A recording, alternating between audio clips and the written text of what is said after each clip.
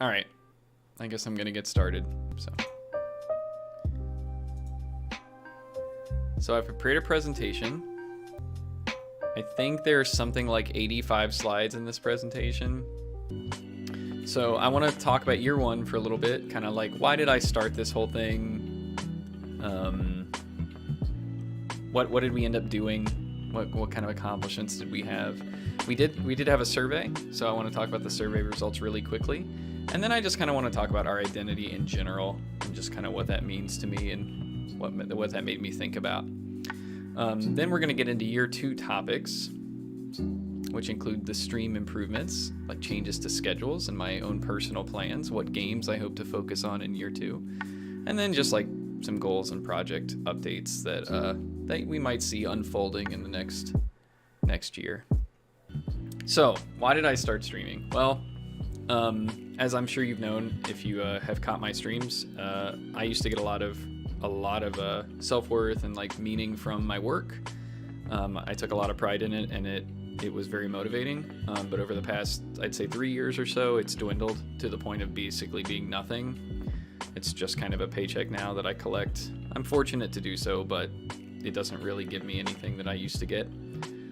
So that was one advantage of trying streaming. I was also obviously, like, as part of the pandemic, a lot of people had difficulty connecting socially, but I didn't really have like a group of friends to game with, or our weekly Discord chat or anything like that. So I was kind of hoping it would bring something like that. At the time, I was really addicted to Fall Guys and watching Twitch, specifically like streamers in the furry community or like I had seen from GDQ, and that's something I always wanted to try. So personally, my goals for streaming were like, I just want to get through my backlog of games. Like I part of the lack of motivation during the pandemic was like I would look at a game I wanted to play and just kind of shrug my shoulders and go, I don't know. I don't really want to play. So I was hoping that would kind of reignite a passion for getting through my backlog. I wanted to try speedrunning. I'd never done that before, but I'd watched a lot of it, so I wanted to see what that was like. And my goal was like, look, if I can maintain 10 viewers over the course of however long I try this, that's good enough for me. That should be enough chat interaction to keep me from feeling lonely and kind of help me achieve my goals. And so that's kind of where we went. That's where we started. We streamed a lot of Fall Guys just to start straight from the PS4, which was pretty fun and taught me a lot about Twitch. I really got the fire lit under me in early 2021, and we hit affiliate February 1st with some help from friends. In spring, we started with the basics. We played Fall Guys, we played like Halo and Forza and Perfect Dark on the weekends. I think we played some Mario 3D World, and I started speedrunning PSO. In the summer, I reintroduced Gungeon. I'd play Gungeon a ton, but I'd never thought about doing it on stream. And then when I picked up Spelunky, it was like, oh, okay, I can start to see how this is gonna shift the kind of games that I play on stream. I also picked up Myst and started speedrunning that series. We had our first community challenge met, and I played through all of Mario Galaxy 2, which also kind of taught me maybe first playthroughs on stream wasn't really like my thing. Death's Door, same way. But I think we did complete that game on stream. I think in August, I was actually invited to demo a Myst speedrun at the annual Myst convention. So that was pretty cool. I'd say officially a speedrunner at that point. And then, now that we're into the fall, you probably remember this, but we kept our basics, Spelunky 2, Enter the Gungeon, and Fall Guys were always around. I started running Gungeon. We played through Celeste and Super Metroid and Metroid 2. And then we had our birthday marathon about 3 months ago, where we did a bunch of roguelikes, some Fall Guys, Pixel Junk Monsters, Spelunky 2, Mario, etc. We had our little plushie interviews. All this stuff is on YouTube if you want to check it out. But lately, I moved north a little bit. We hit our 799. We played through some F-Zero, Ninja Gaiden. We've done a lot of casual stuff lately as I've been establishing myself in this new area. So let's look at some statistics. So I streamed just over 1,200 hours. So I think I met my goal of working through some of my gaming backlog. Although I will say that something like 500 of those, or maybe even 600 of those hours were into games I'd already beaten before I started streaming. So my perception of exactly what I wanted out of a gaming backlog has certainly changed. However, this line really shows me that the consistency is there, which is something I really want to see, right? So like, other than the flat line around Christmas and around just after I moved, the hours input into Twitch are very consistent, right? So that's good. That's something I'm happy with. It's not very erratic. This is actually wrong. I pulled these stats like, you know, a few days ago, maybe a week ago, but let's say just north of 1,200 followers as well, which like oddly equates to about an hour streamed. It's a very weird correlation there, but there you go. I would not say this is mind-blowing to me, because I can't say that I had any concept of what would happen when I did this, but sitting here now, a year later, this is absolutely mind-blowing to me. I don't know who any of you are or why you're here, but thank you. The graph of followers over time, though, is not as linear, which is interesting and a little scary. I'm definitely not in this for your typical, like, grow as fast as you can, increase engagement, you know, hit Switch partner kind of thing. Like, that's just really not my goal. So like, it's cool to see positive numbers and like that maybe we're doing something right, but you know, it's in the back of my mind too that I don't want this to become exponential, right? Like, that would be terrifying to me. So, but good so far, good for a year. I beat my goal handily. Over the year we averaged about 15 viewers a stream, but as you can see, you know, recently, that's not quite been the case, which is just absolutely mind-blowing to me. And what I want to focus on and to take away from this is that, you know, this means more friends, more social time, more interaction, finding more people to hang out with and enjoy time with. This is not like in pursuit of anything. This is just, you know, it's a positive metric, and it means that I, you know, potentially have more friends, which is amazing. So I like to be as transparent as I can. So I just want to say that I want to break down like some of my revenues and costs, because as I think my About page has said since day one, I'm not really interested in like the donation aspect of Twitch. I'm very fortunate to have a job that pays pretty well, and hopefully that continues.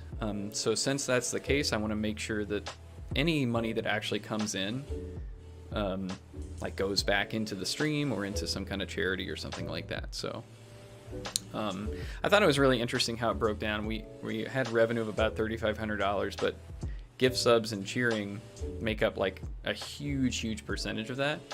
I did want to call out the pay subs. You were like the troopers here, the most reliant source of support, so thank you. And the Prime subs specifically still brought in like a significant amount of money, which is pretty cool considering it's just included with Amazon Prime. So thank you for contributing those as well. I think it's hilarious that ads are like $25.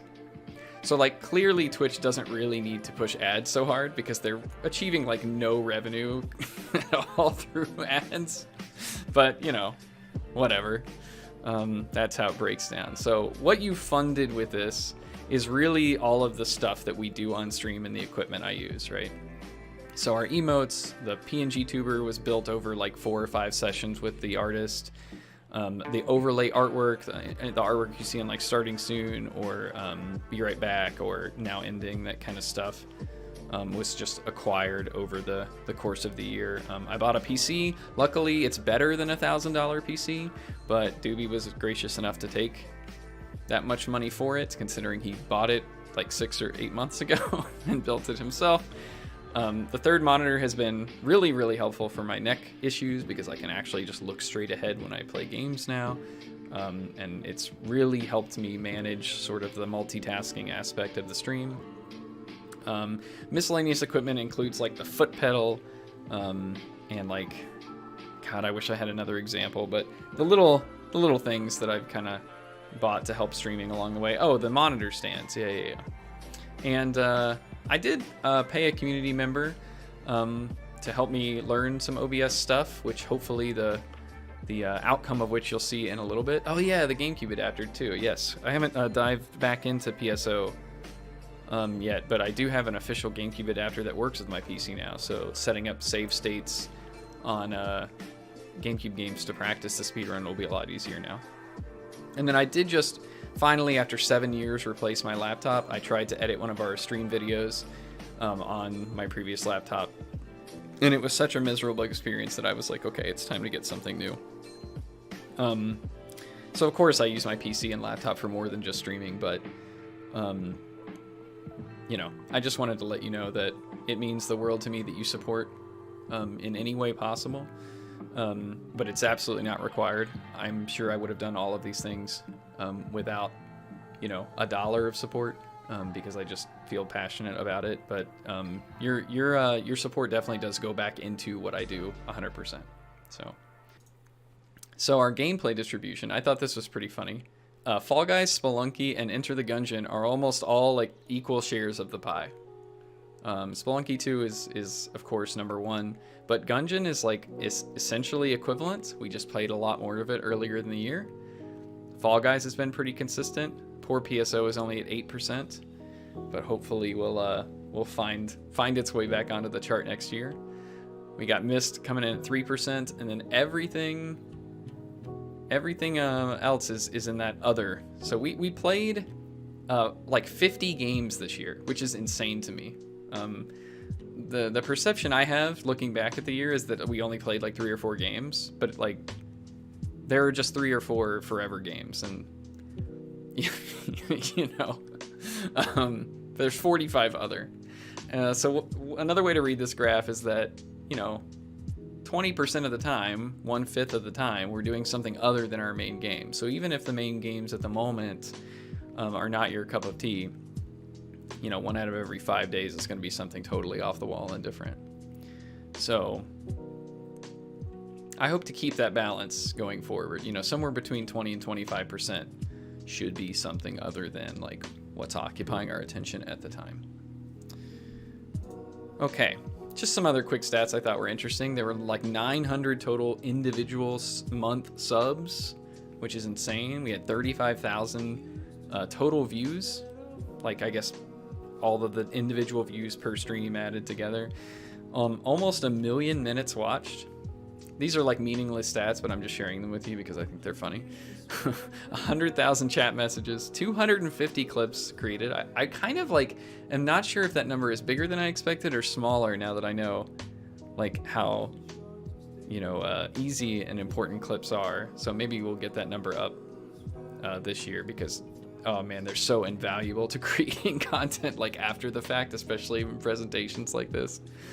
And yeah, like I said, 50 games streamed. So I guess what I'm saying is thank you so much for the clips. They really do help, especially creating like highlights and, you know, other stuff like that.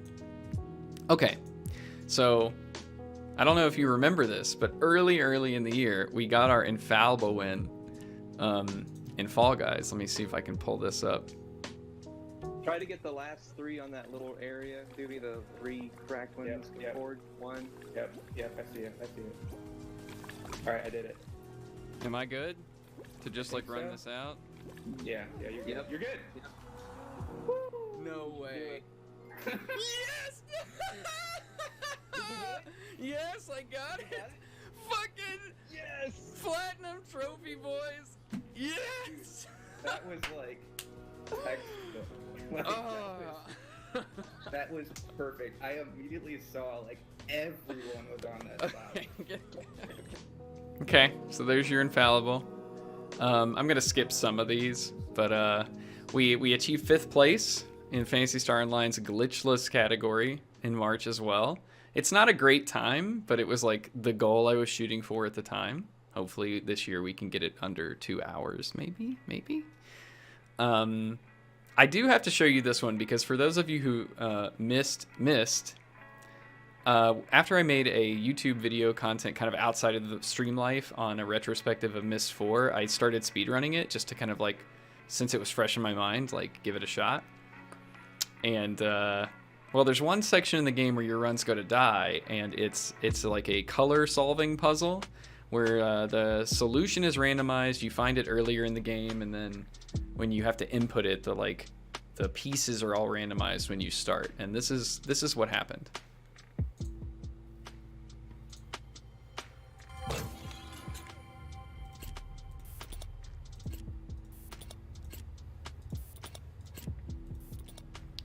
That's weird.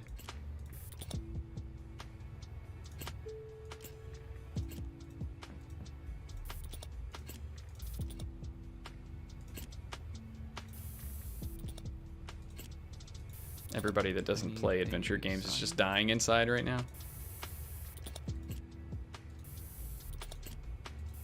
Beep is like, do I even know you?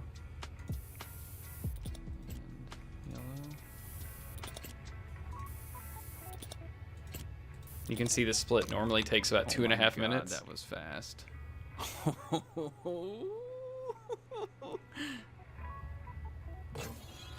That's like God RNG. So that was about a minute and a half faster than my previous PV. So we did achieve any percent glitched sub hour in Phantasy Star Online. You can watch Dark Falls cast the attack that would have killed me, and then just got the last hit in there. Holy shit.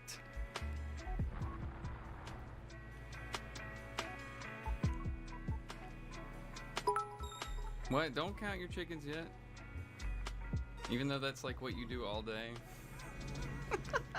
Okay, I had to show that part because Lokai is addicted to an iOS game where he like hatches chickens, and he donated 500 bits, and then I said, "Don't." Yeah, you got it. Okay, yeah. Whoops. We were the first posted completion of 8-character Turbo Hell % on Enter the Gungeon. Since then, this time has been beaten by almost 3 hours, but I don't care. We were the first one to post it. There are only 2 submissions on the leaderboard now, and well, most of you know this one.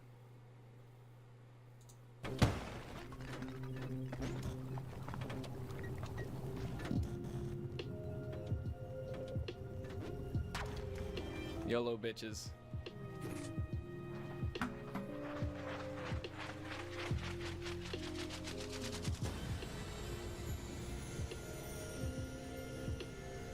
So that was our first and only Cosmic Ocean PV thus far. Why can't I make this full screen? There we go. So, you know, we talked about Mysterium. I did the run there. I started a YouTube channel, and we've got a ton of videos up on that now, which are mostly like speedrunning VODs and stuff, but I've got some good edits up there too. We did our first marathon. I got 500 more Fall Guys wins this year, which is a substantial amount of them total. And I started a Moss ranking account, which is the website to track Spelunky 2 speedruns, and I'm like in the top 25% right now. So more to come on that next year, or I guess this year, you know what I mean. So here's the games we completed on stream. Every time I tried to make this list, I would go back and look at clips and be like, wait a minute. Oh, I also beat that. Oh yeah, I forgot we beat Fez. Oh, that's right, we did Celeste. Oh, that's, yeah, and it's just like, wait, I'm not a variety streamer, but like, we beat all of these. Like, I just, it's like, I don't know. It doesn't feel like that's the kind of content we did this year, but it sure was. It was all that 20% on that pie chart earlier. So, I don't know if I want to go this hard in 2022, but yeah, it should be a healthy percentage of the stream going forward. So let's talk about survey results real quick. Thank you all of you that took the survey. 85% say yes. Our current schedule, Monday, Wednesday, Friday, Sunday, 7 to midnight, generally works. So that's a good sign. If we implement a variety night, a standard variety night, what days would work best? Monday scored the lowest, and Friday scored the highest. Good information. Sunday morning is a little more split. It's slightly a majority, but a lot of people said they might not be able to because of work or because of time zone differences. So I'd say, we'll take a wait and see approach to a Sunday morning block if we do something like that. I threw out a bunch of new things I might have wanted to try in the stream, like community interviews, self-improvement sessions, a movie night in Discord or community night that we could play games together. The community night was the most popular, followed by a movie night and self-improvement sessions. So good information to have. I think you'll see those worked into the schedule as we progress through the presentation. And just some feedback on that is that people said they would like more co-op nights, which I think encompasses the kind of content we did earlier tonight. More Twitch redeemables, which we've worked on recently. There's a lot more channel point rewards in the drawer or whatever you call that now, but we'll keep working on them. And music discoverability. When I play anything off of Winamp right now, or Fubar or whatever you want to play it off of on your local machine, that telemetry goes up to the cloud and the Nightbot can retrieve that now. So that's already implemented, but we'll make sure that's something everybody can pull. Yeah, this is the last time I played anything in Winamp. Luckily, we're just listening to Chill Hop Radio right now. So how do you feel about predictions? 64% said, I like what we're doing now. And then a chunk said more. So we'll find a good balance. We probably won't go overboard. We might increase it just a tad. But we'll try to keep them as 50-50 as we can, so that it feels fun to participate in and doesn't feel like punitive against the goals we have on stream. So I'm going to be transparent about this, but it's super weird talking about this myself, so bear with me. I asked what like the best and worst qualities of the stream and of me were, just to get a feel for how consistent the feedback was among people. Oh, I guess I should mention we got about 30 responses to this, so it's a pretty healthy sample size. Most people, I'm just summing this up, of course, but most people said the vibe was chill, inclusive, and open. That we had good commentary with game explanations, and like consistency was really appreciated, which is great. Like all of those things are what I strive for, so I'm very happy about that. But what makes people consider leaving or they kind of frown about is how hard I get on myself, and like how quickly I can get tilted when things aren't going my way. If it's obvious I am not enjoying my time. We even had some feedback that said, even though it's obvious that going off mic is a coping technique, we go through to make sure that we're not spreading the negativity. It also just like doesn't work really. Like it just makes it like too sterile. So that's good feedback. I appreciate it. It was very consistent. So I know that it's something I can take action on and not wonder if it's just a small minority or whatever. And that will be built into changes we make for the coming year. So I appreciate it. I pulled out a couple comments from the survey that I thought would be worth sharing. And I'm paraphrasing a little bit here, but we remaining, you can tell I edited this well. We remain chill throughout the dramatics or consistent pushing for self gains. So that's good. Self gain is definitely not what I'm in it for. So it's something, I'm glad that's noticed, I guess. Don't hurt yourself overdoing it. Good advice. I wish I had read that more often in the last 3 weeks, but hey, here we are. Sometimes I like overdoing it, but it's a nice reminder. Needs more Leroy. I won't tell him that, even though he's right beside me. And I got a new kitten. I'm going to assume that was medial, but it could be anyone. Who knows? Okay. So, identity. As I've said, our identity for the whole year was kind of based on that initial spark that got me into this in the first place, which is like, I want to be more social. I want to do something better with my gaming time, and I want to recapture some of that joy I felt putting a lot of effort into something and seeing like a return on it that I didn't really get from work anymore. But a year of this, we're kind of running on fumes on that like initial charge, I guess.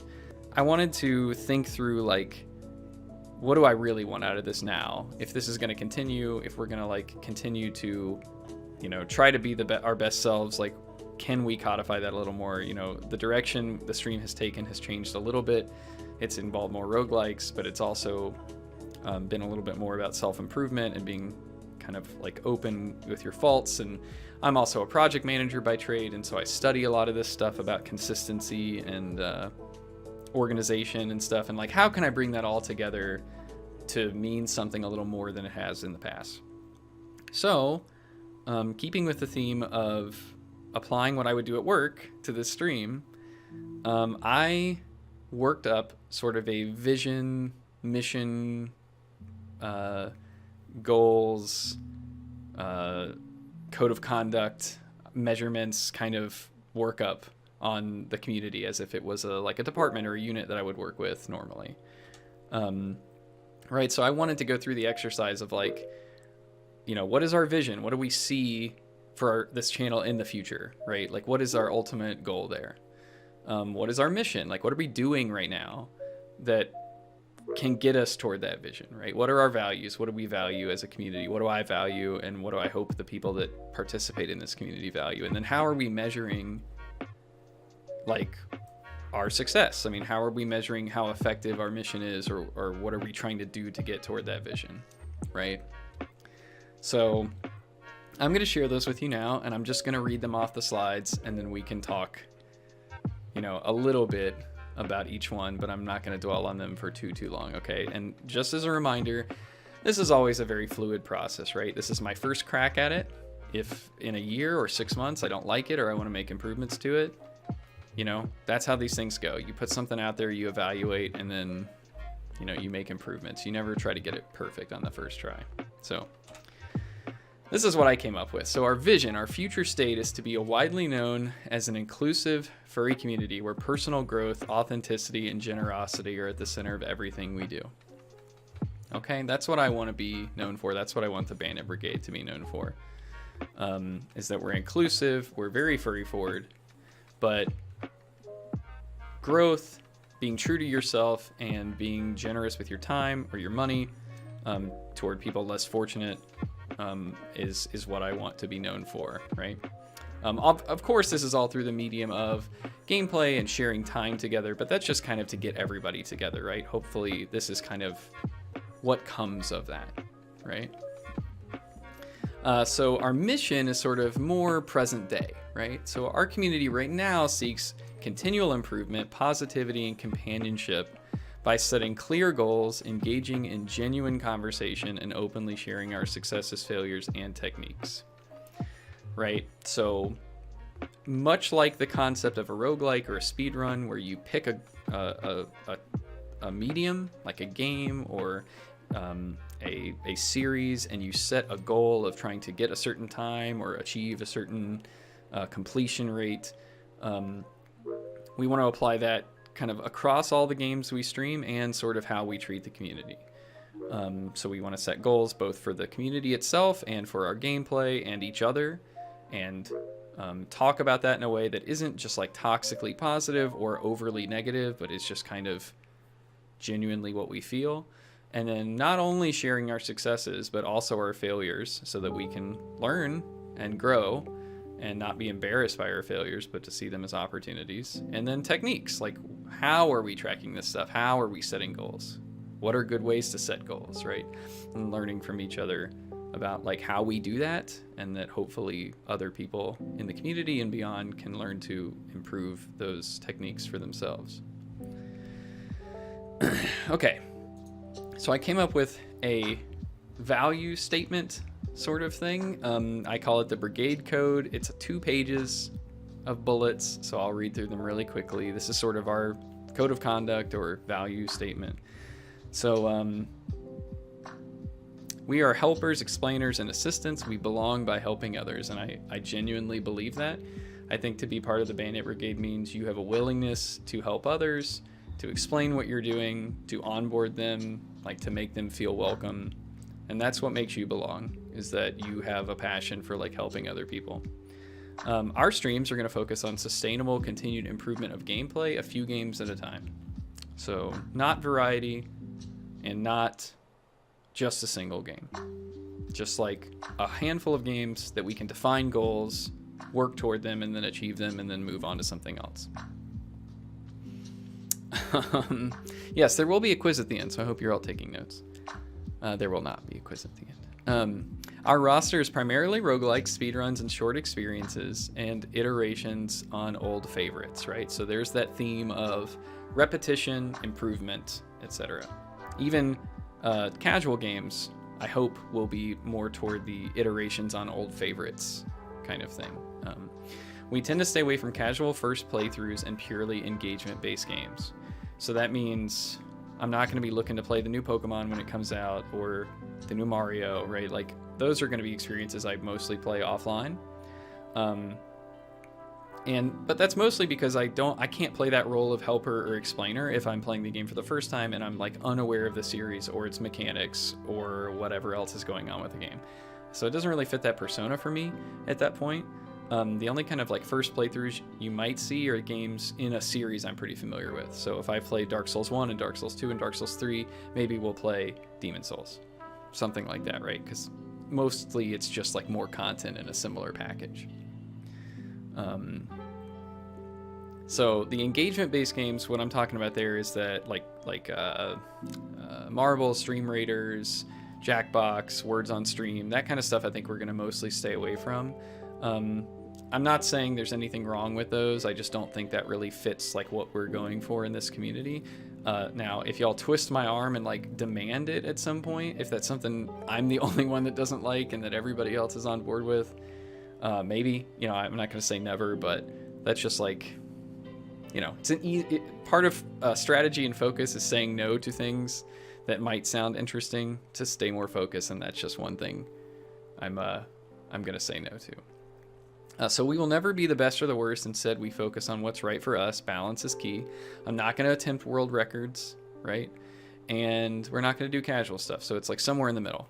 Like, where can we shoot for that's right for us? Where's that 80% mark for us that we can shoot for and then move on, right? And following that a little bit, we will never be perfect, but we'll still see failures and opportunity to improve. So we're not going to just be positive 24/7, right? Like, sharing when things don't work or when things aren't working is still very important for accountability, but we're not going to see it as a bad thing. We're instead going to welcome it and then see that as an opportunity to improve. So we aim to have predictable activities with a clear focus. So a schedule you can rely on. You'll know basically what that schedule works out to be, and then whenever we play a game, you should at least have a pretty good idea of what we're doing. Like, what are we trying to accomplish? What is our current goal? That should be clear.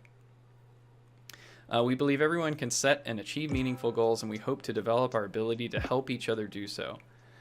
So sure, I can set my own goals and measure them and achieve them and share that experience with you, but I hope to work toward a future where that's just like a core value of the group, and we help each other do that in Discord, and I'll talk like a little bit more about that in a minute. We will treat others how they want to be treated. So I know the golden rule is like treat others how you want to be treated. I think modern thinking on that subject is that I think it's sometimes referred to as like the platinum rule. We want to treat others how they want to be treated, and all that means is like, sure, if you want to be treated well, you want to treat others well, but reach out, ask, find out from that person, you know, how do they react? Are they comfortable with this? You know, how do they want to be treated? How do we pronounce their name? What pronouns do they use, etc. Right? Find out a little bit about the person before you treat them in a certain way, and that's the kind of like value I want to have in this community. We cannot choose who we are, what we struggle with, but we can work to accept our undesired qualities as part of ourselves. That is basically the thesis of the video game Celeste, and I think it's pretty important, and I think that should be part of what we preach. And finally, we primarily represent our own experiences, and when I say our, I mean sort of my nuclear self, queer, furry, and non-traditional families, right? So those are the experiences like I can speak to. And we're probably going to be the most welcoming to those folks. Of course, everyone is more than welcome if you don't fit into those categories. But, you know, our primary representation is, just like the bullet point before, who we are and what we deal with, right? We can only be who we are.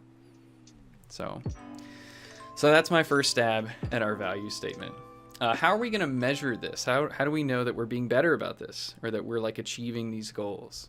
So I'm going to try to send out regular simple surveys. And when I say simple, I mean like 1 or 2 questions.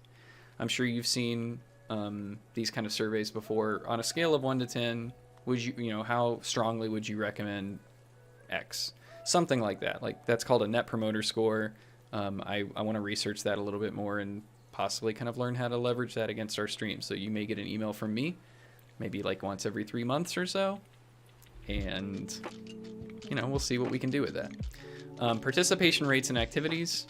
How often are like the new activities that we start up? Are they participated in well? Or are those rates dipping off? Like that's how we'll measure how effective things are. Evidence of positive feedback. So like, I don't think I can say, I will hear from someone else a good thing about me 5 times a year. But I think this is as close as we can get. Like if we have evidence that people think things are going well, then that will be a good sign. And if we have no evidence at all that people think we're doing things right, then that might be a bad sign, right? Personal satisfaction. I think this goes without saying, but I think it's something that's important to keep in mind. Like if I feel like I'm not happy doing this, then that's probably a good sign that something's not good, right?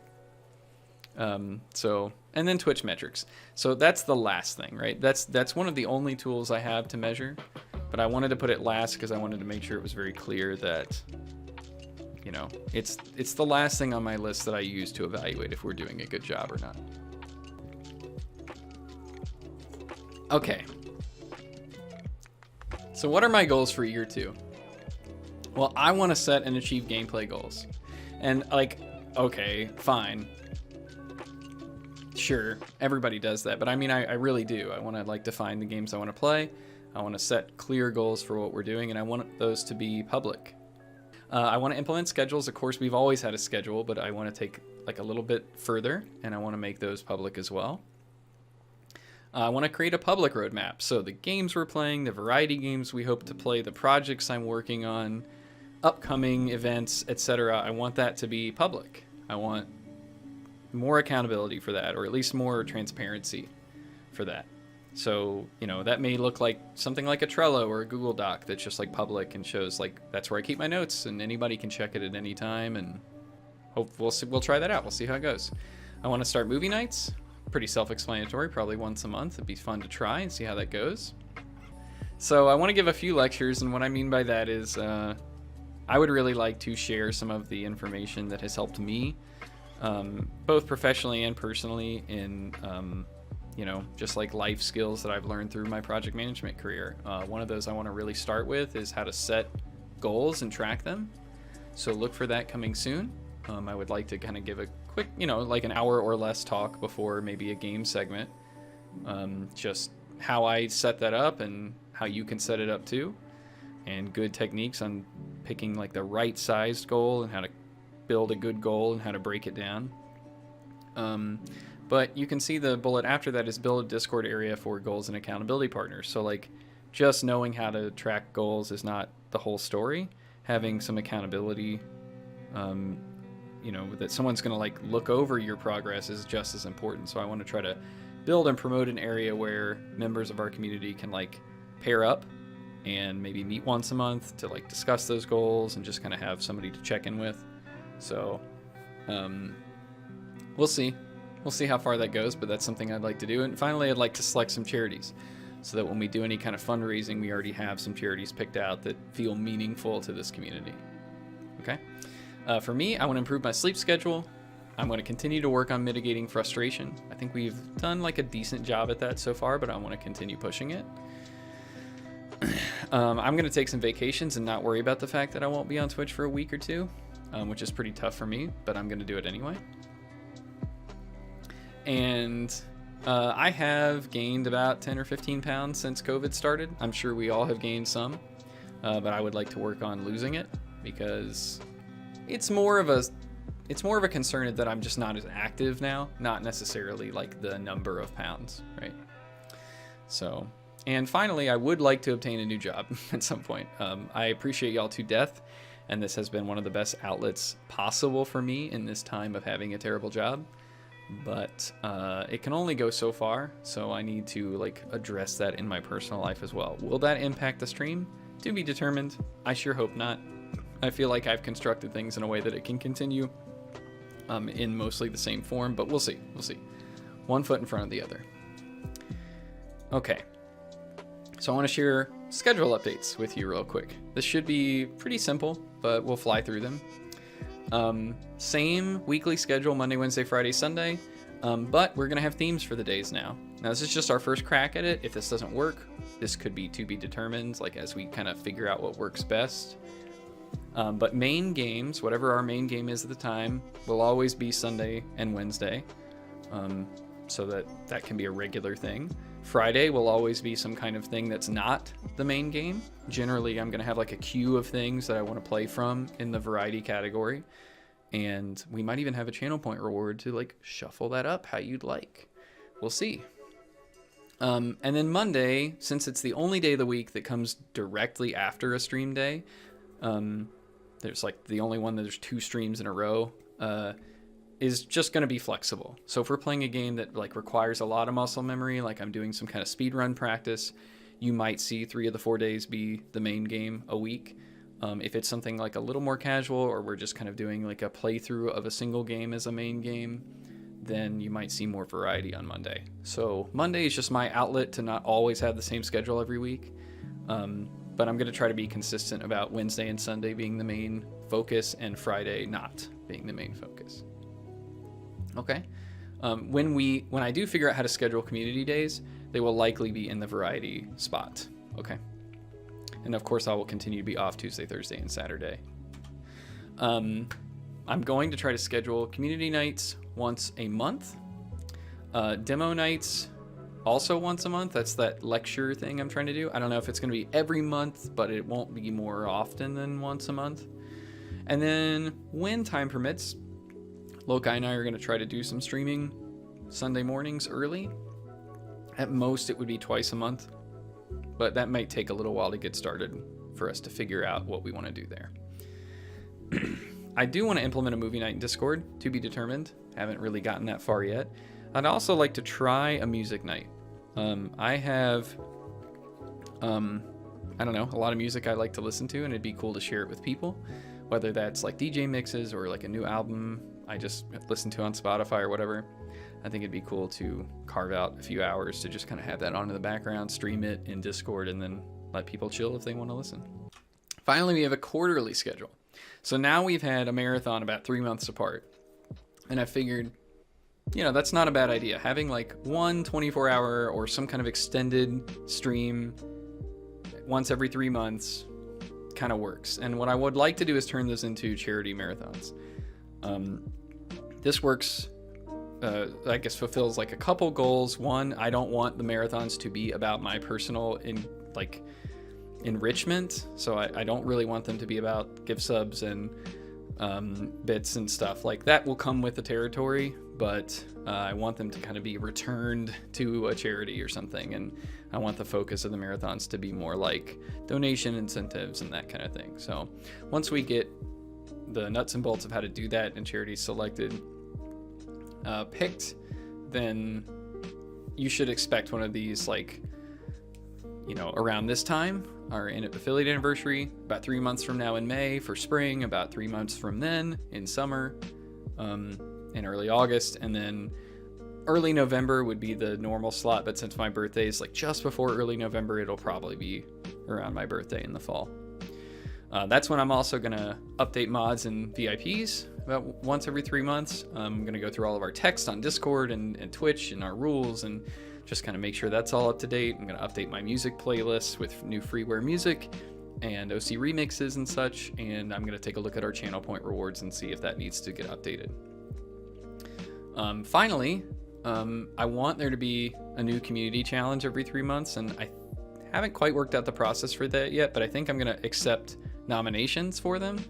So they don't necessarily have to be things I'm on board with. They could just be out of the blue, like try to speedrun X or try this casual game or whatever. and then I'll put like my top 10 or something suggestions on a survey and let y'all pick which one you want the community reward to be, or challenge, and then we'll throw it on Twitch and see what happens. Okay. So, thank you for sitting through the dry stuff. The vision, mission, and value stuff means a lot to me. It helps give me kind of a roadmap for when I have to make a decision about something I want to do on stream. You know, I can measure it against that, and it's much easier for me to see if I'm doing what I want to or not. And the schedule is going to keep me sane because the last 3 or 4 months, every day before stream, I'm just like, I don't know what to do. What should I do? Should it be Spelunky? Or I don't know. I mean, I'm just going to not make those decisions anymore and just keep things consistent and just kind of let things fall where they do. The only thing that'll change is what is our main game and what is our variety game right now. So I have prepared a video to show off some of the improvements that I've made to our OBS layouts and stream stuff. So let me lower the volume on ChillHop here, and I hope you enjoy.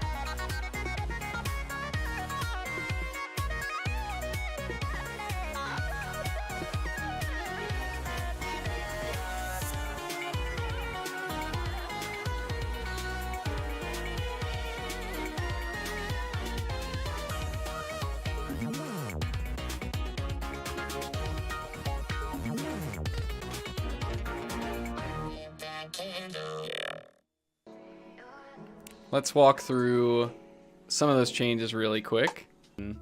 So, new starting soon screen.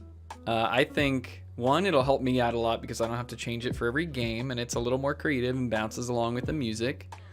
And I think it aligns more with our values of, like, you know, I would like to take people on an adventure and sort of, but it's like all of us going together, you know?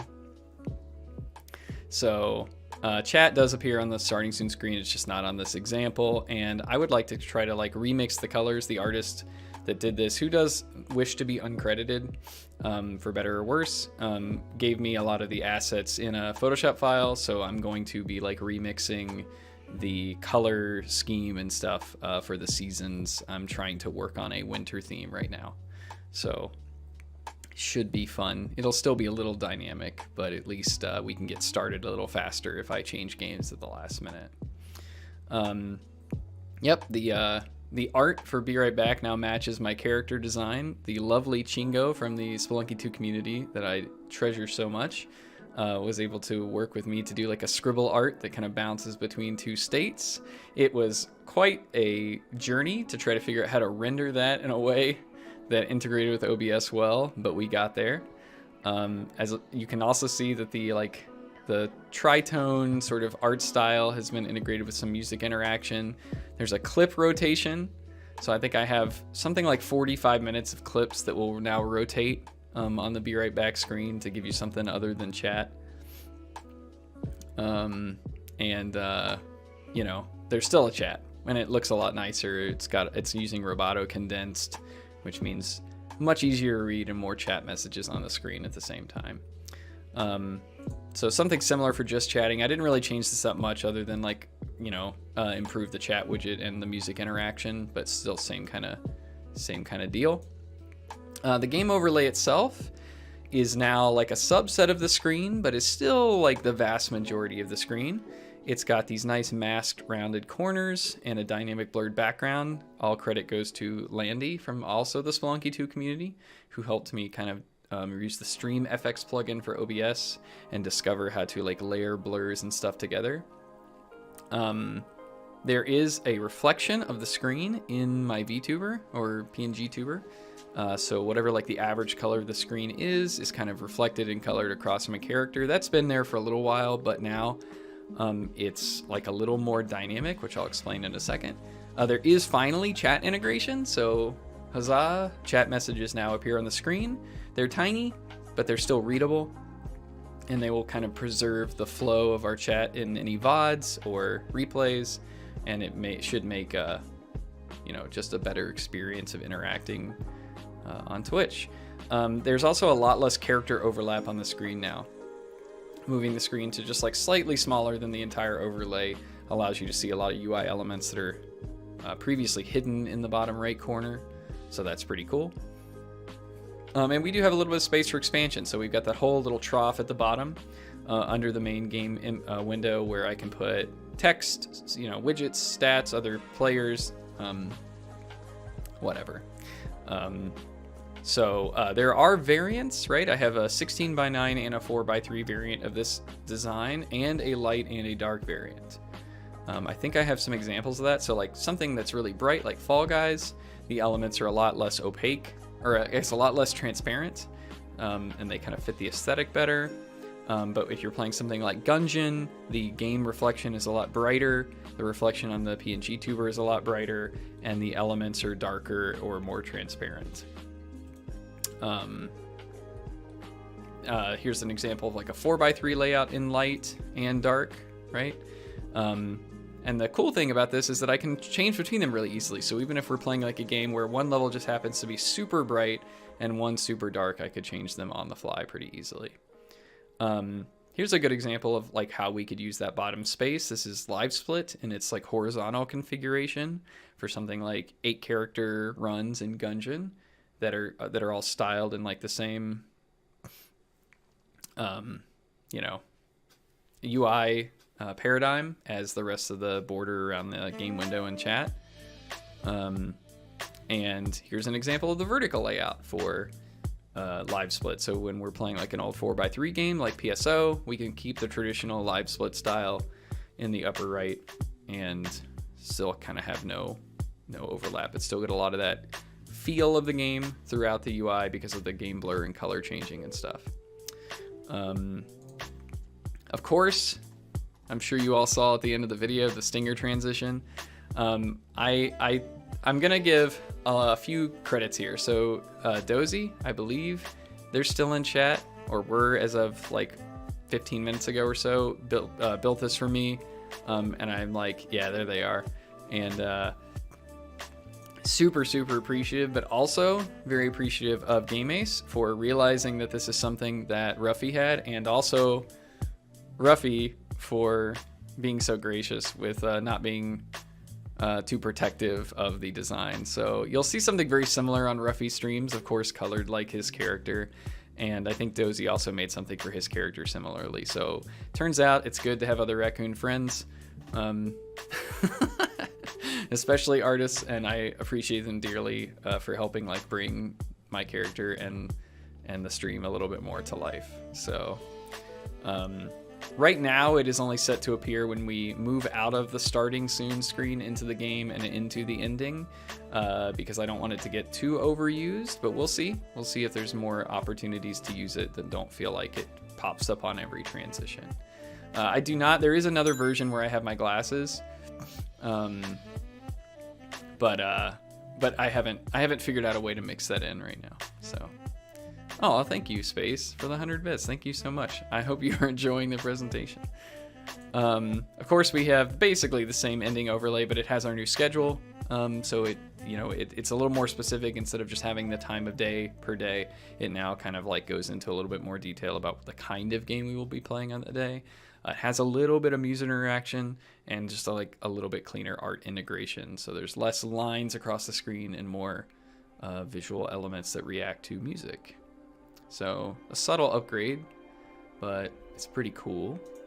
Other improvements, we've talked about the song command, but you should be able to use !song anytime we're playing music normally, not right now, but normally, and get the current music without it being displayed on the screen. And I was also able to kind of finally hook up a Discord auto post so that we get alerts in Discord when streams start without me having to do that all manually. So, flying through the end of our presentation here, what games do we have returning as main games? I would like to improve my standing on the leaderboards with Phantasy Star Online. I have pretty good times in Glitched and Glitchless, but not as good as I hope, so I'm going to set goals that help me improve. Again, not to become world record holders, but just so we can have a little bit more fun with this game before moving on to something else. So I'm committed to improving my time in Glitched, trying to get sub 2 hour in Glitchless, and then I'm going to attempt a few runs in V1, which is the Dreamcast version. That might be more meme run than like serious investment, but I'm committed to at least posting on the leaderboard whatever time I get. I also want to continue kind of like finishing off my Miss Series speedruns. So I've got pretty good times in 1 and 4, and I would like to make sure I post a few good times in Riven and Exile, which are like Miss 2 and 3. I've got the iPad version, the iPhone version, the PlayStation version, PC. For Exile, I have the PS2 and the Xbox version and PC. So like, I don't know. They might end up being kind of memey, but I don't want to move on without making sure I finish kind of what I started last year. Returning flex games. So of course we're going to continue with Spelunky, but it's probably not going to be a main game. It's not something you're going to see 2 to 3 times a week. It'll just pop up here and there. It might be in Variety Night, it might be in Flex Night, something like that. I'm going to do most of my grinding for speedruns and stuff offline, but co-op, casual play, the dailies, and like other community style stuff, I think is where I want to take my Spelunky play, right? Gungeon will also not disappear. I do want to kind of like finish off my speedruns that I started last year, but Gungeon's probably mostly used up for us, right? So you'll only see it in the flex slot occasionally. Okay. So what new games do I want to try to tackle in 2022? Well, there's this little game that no one's ever heard of called The Binding of Isaac. It is mostly feature complete now, and I remember having a freaking blast playing it on the PlayStation Vita several years ago. And I would really like to dip back into it. I think it'll fill a void of content that we've kind of run out of with Enter the Gungeon, and it's a very similar style play, and a lot of people enjoy watching it and are very knowledgeable about it. I personally would just like to see kind of where our play with this goes. I don't know how much of an expert I'm going to become. There's so much content here that I feel like I could be a full-time Isaac streamer and never reach all of it. So we'll see. We'll see what our goals look like in this game, but we'll definitely start from scratch and like just kind of see where it takes us. I would also like to kind of get the experience out of Nuclear Throne. So this is this is like a cross between Downwell and Gungeon. In terms of, it's a small scale game like Downwell, where it's like very focused and kind of very like rudimentary artwork, but it has a very similar gameplay style to Gungeon. So, it's like a twin stick shooter style. And it's like lots of gun puns and gunplay and stuff. So I really don't know much about it other than that it's the makers of Enter the Gungeon have always said this is like what they're going for. So it's like the predecessor to Gungeon. And, you know, as recently as like last week, Yada Bing of Spelunky 2 Moss ranking fame was like singing its praises. So, you know, it's something I want to check out. And yeah, finally, fine. Yes, do be fine. I'll play Hades. I don't know how far I'm going to take this game, but I understand that its main, you know, its main story is like most of the content that you'll enjoy. And once you're through the main story, you'll probably have a pretty good feel of if you want something else. So this game has stood the test of time. Like, it was not a flash in the pan. You know, I've seen everyone from the most casual gamer to like the most hardcore really enjoy it. So I'm going to stop putting it off and see if I can dip in and enjoy it with y'all. And if this game actually hits version 1 this year, which I think it's currently slated to do in like the fall, like September-ish time frame, I would really like to try out Rogue Legacy 2 and see like what we can get out of that. It's been in early access for a long time, and apparently it's very good right now, but I'm just the kind of person that I would rather wait till 1.0 because I don't want to learn a bunch of techniques and then have them taken out of the game or changed, and then not really have the ability to like help anybody else learn it or play it or watch anybody else play and learn from them. So those are the 4 that I've like picked so far. There's a bunch more candidates that I'm gonna like hold on to and probably play off stream just to kind of see how I gel with them. So I'd like to try out Noita. I'm begrudgingly trying Crypt of the Necrodancer because I feel like it's one of those games that I've tried a couple times and like really bounced off of. But I would have said the same thing about Gungeon the first few times I played it, so it's right on the bubble for me. We will see. We'll definitely give it a try, right? These might start off as like variety night kind of things, and then we'll see if they graduate up to main. I don't know if you've ever heard of it, but Wally and the Fantastic Predators is a roguelike made by a single person starring a fox character, and it plays and looks a lot like Gungeon or Nuclear Throne. So it might not be around for long, but it might be a game we play for a few weeks. So we'll see. It's very well rated on Steam, and I already bought it. And I want to try Dead Cells in earnest. I think I've only played Dead Cells for like an hour, and I wasn't like super into it, but I feel like sometimes roguelikes all kind of start out like that if they're worth their weight. So we'll see.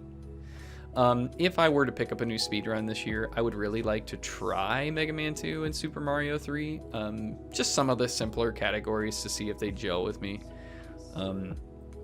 You know, I don't know how much I want to take speedrunning into the future, but I really enjoy the concept as long as it's not too janky, and I don't have to devote like 100% of my time to them to learn them well.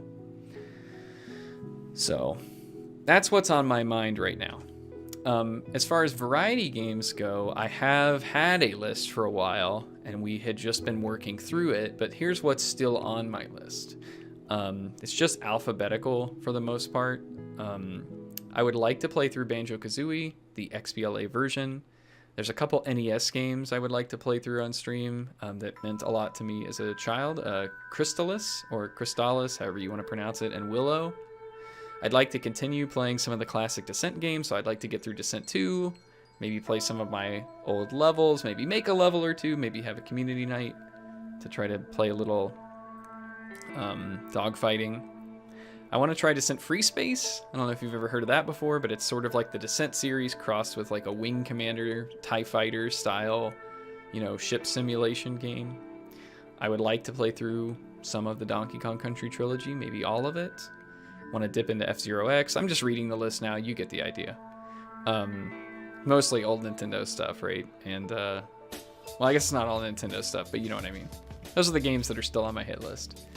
You know, I really enjoy playing Dark Souls and Dark Souls 3, and I own this game called Demon Souls on PS5, and I've never played it.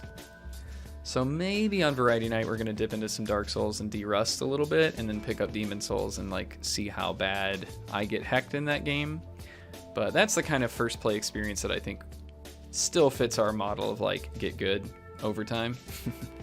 I want to dip into Exit the Gungeon because I have promised like all year that I would at least try that out.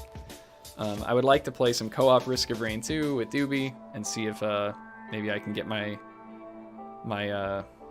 muscle memory for that game intact. And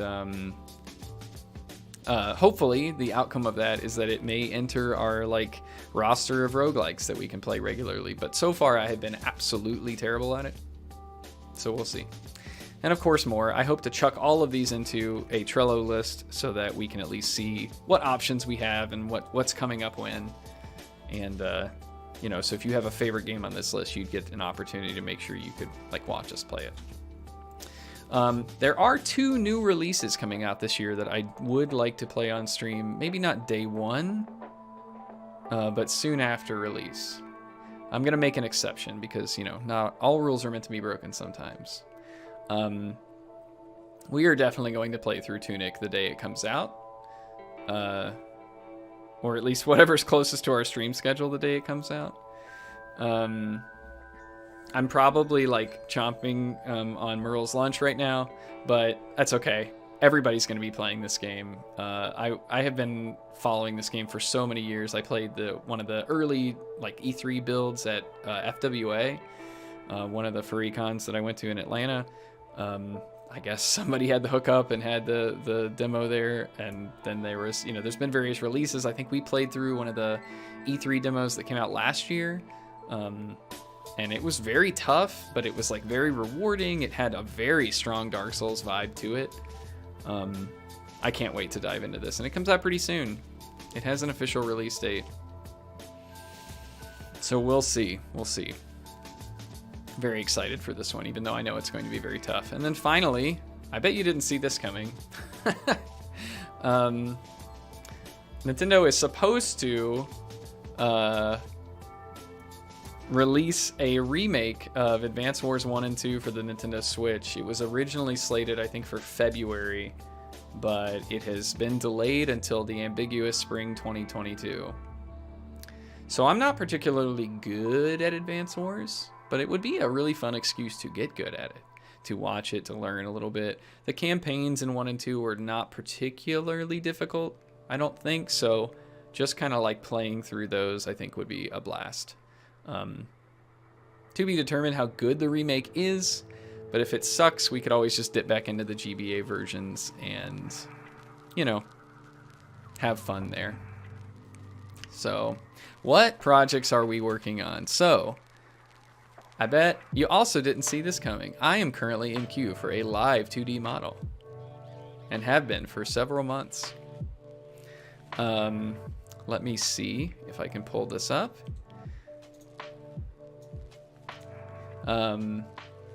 So, there's not a lot ahead of me, and I'm not sure how this is going to work. Right now, I am slated for new artwork and rigging.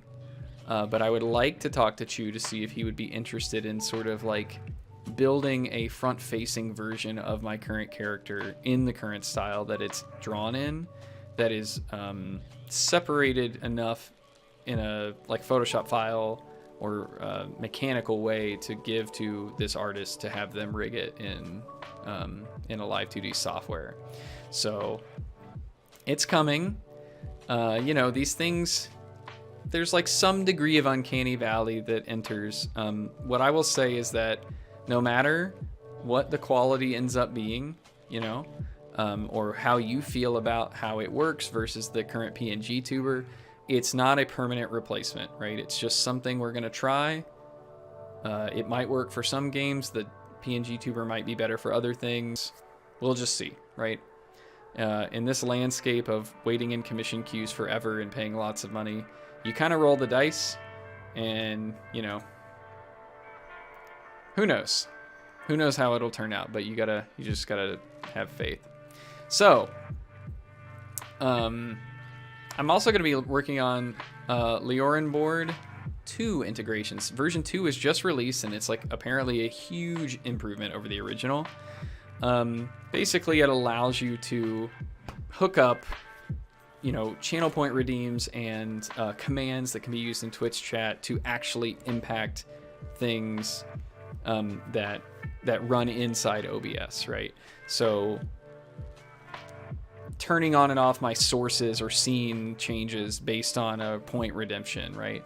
Or taking off my glasses, or, you know, just more interaction capabilities, and, you know, alert customizations. Landy from the Spelunky 2 community is also working on a very interesting custom like a subscription alert.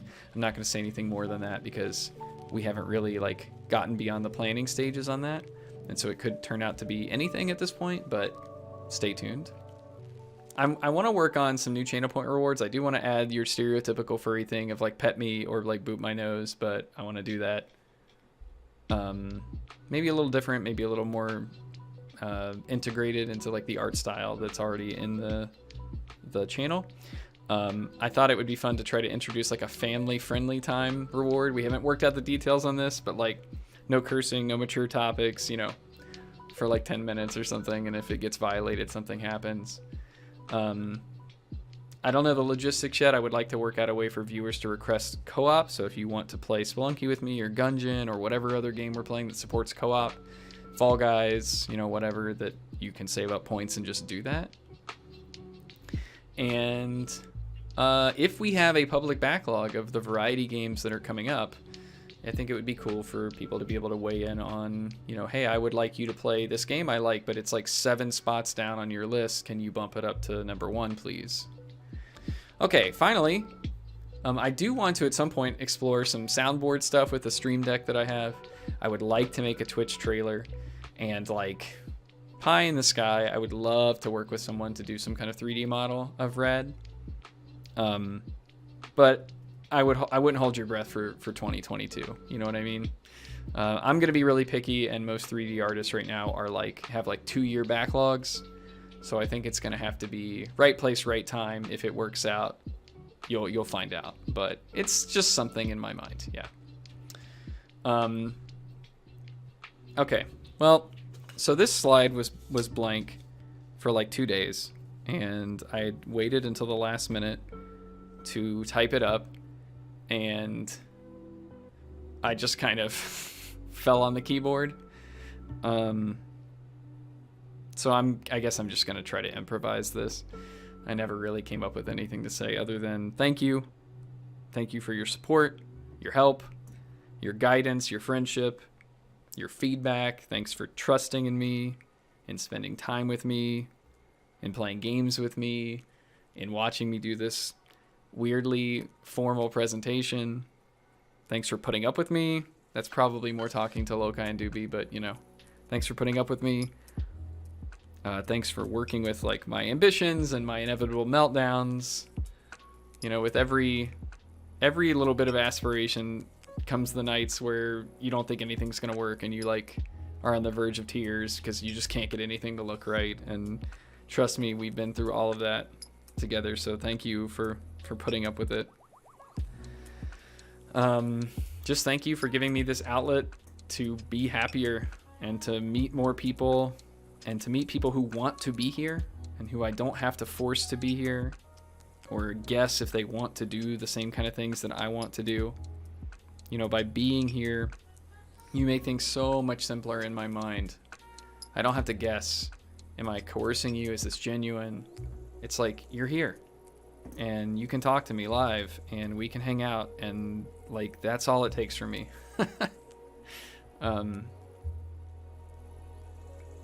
I know this presentation contained a lot of commitments and a lot to live up to, and all I can do is really try my best.